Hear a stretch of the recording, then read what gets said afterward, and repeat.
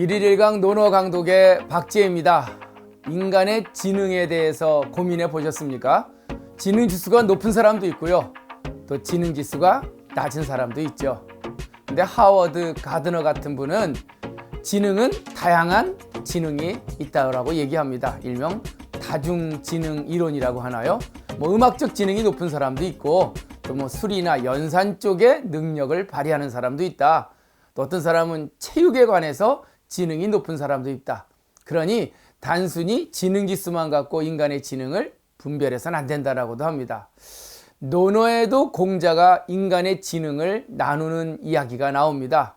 인간의 지능을 네 가지로 나눌 수 있다고 하는데요. 오늘은 논어에서 말하는 인간의 지능 분류 네 가지 그 답을 한번 같이 공부해 보도록 하겠습니다.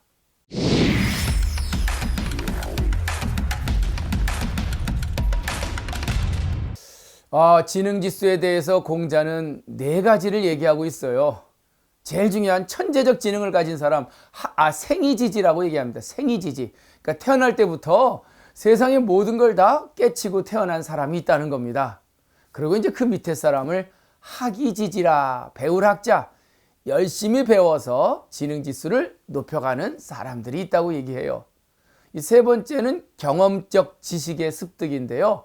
곤이학지, 힘든 상황에서 배움을 통해 그 경험을 지능으로 전환시키는 사람이 있다라고 얘기합니다. 마지막 네 번째가 이거는 좀 지능이라고 표현할 수 없는데 곤이불학입니다. 어려운 상황이 생기고 힘든 일이 있는데도 불구하고 도무지 배우려고 하지 않는 사람, 이런 사람은 더 이상 말할 필요가 없다라고 공자는 강조하고 있습니다. 자, 논어의 이야기를 한번 같이 원문을 읽어보도록 하죠. 계시편 9장에 나오는 얘기인데요. 일일일강 논어 강독의 53쪽의 이야기입니다. 원문을 같이 한번 읽어보도록 하죠.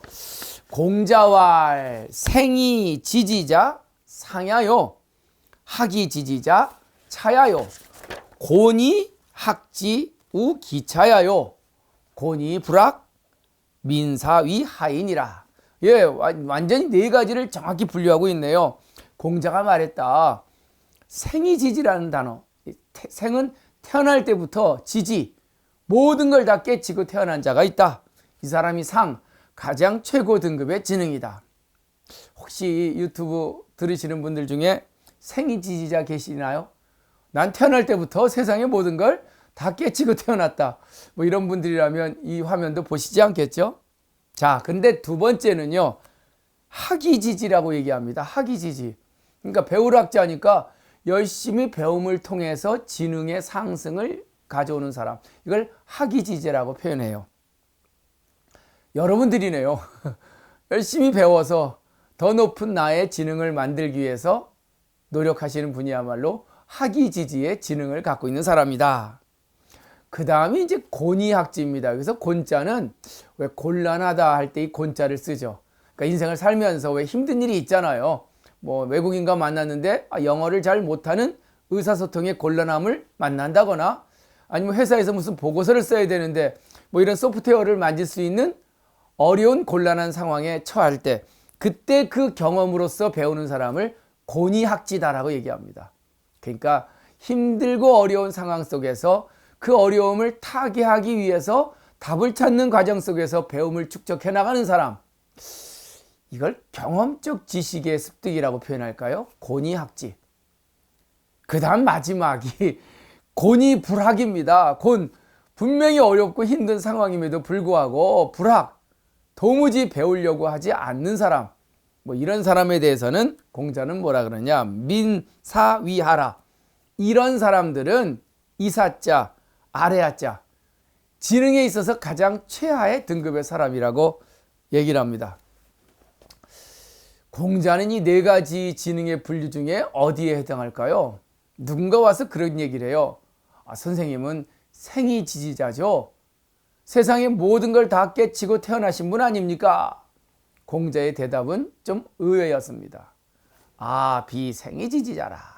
나는 태어날 때부터 세상을 알고 태어난 자가 아니다. 라고 하면서 호고이 미니구지라. 옛것을 좋아하고 그걸 학습을 통해서 점점 나의 지능을 상승시켜 나가는 사람이다. 즉 자신을 학이지지자라고 정의를 합니다. 그러니까 공자 역시도 무슨 태어날 때부터 세상의 모든 지혜를 갖고 태어난 성인이 아니라 일명 노력형 지능이라고 표현해야 되나요? 열심히 배움을 통해서 지금의 나를 만들어 왔다라고 얘기를 합니다. 그런데 저는 학이지지 물론 좋지만 제가 여기서 가장 관심 있는 부분은 권위학지예요. 권위학지. 그러니까 인생을 살면서 어려운 일이 닥쳤을 때, 힘든 일이 나와 맞닥뜨려졌을 때, 그때 그 어려움을 타개하는 과정 속에서 배워지는 그 지능의 습득이야말로 전 참 아름다운 지식이 아닐까라는 생각이 들어요. 일명 내 인생의 경험을 통해서 쌓은 지식입니다. 사실 책에서 배운 지식은 책에서 끝나는 경우가 많아요.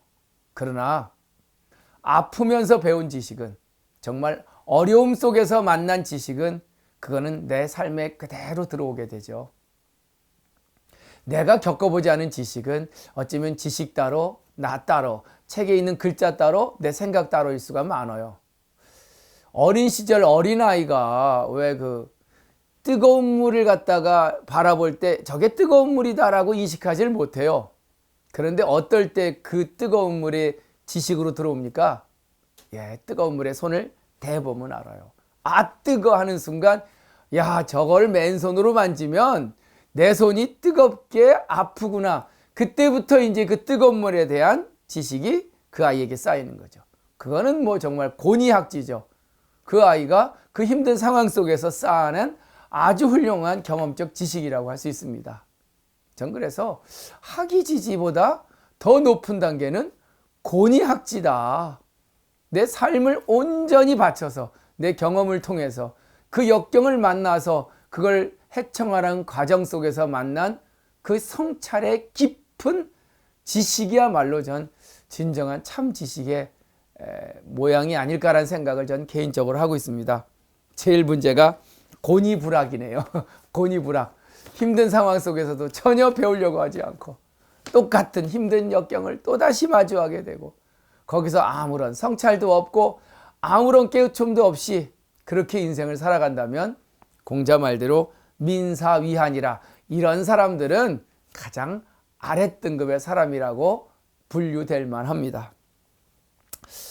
야, 공자가 말했다. 생이지지자가 있고 또 학이지지자가 있고 힘들게 경험을 통해서 배우는 권위학지가 있고 힘들어도 배움에 나서지 않는 권위불학이 있다. 여러분들은 이 네 가지 지능 중에 과연 어떤 등급에 서 계십니까? 자, 한번 옛날 독성법으로 제가 읽어보도록 하겠습니다. 공자왈 생이지지자 상야요 학이지지자 자야요 권위학지 우기차야요 권위불학 민사위하의니라. 공자가 말하였다. 태어나면서 세상의 이치를 깨닫는 자가 가장 상의 지능이요, 배움을 통해 지식을 습득한 자는 그 다음 등급이요, 어려운 역경 속에서 배움을 축적하는 자는 그 다음 등급이요, 어려운 일을 당해도 배움에 나서지 않는 자, 이런 사람들은 가장 낮은 단계의 사람이라 할 수 있을 것이다. 인생을 살면서 배움은 나를 더욱더 높은 단계의 모습으로 인도해 줍니다. 특히 경험적 지식, 어렵고 힘들 때 오히려 내 지혜가 더 성장하고 내 눈이 더 크게 떠지는 그런 경험을 만나게 될 것입니다. 오늘 권위학지, 힘들지만 어렵지만 그 속에서 답을 찾아내는 그 배움의 노력이야말로 가장 위대한 인간의 지능이라는 것을 강조하면서 논어에서 말하는 지능의 네 가지 분류 같이 공부해 봤습니다. 1일1강 논어 강독의 박재희였습니다.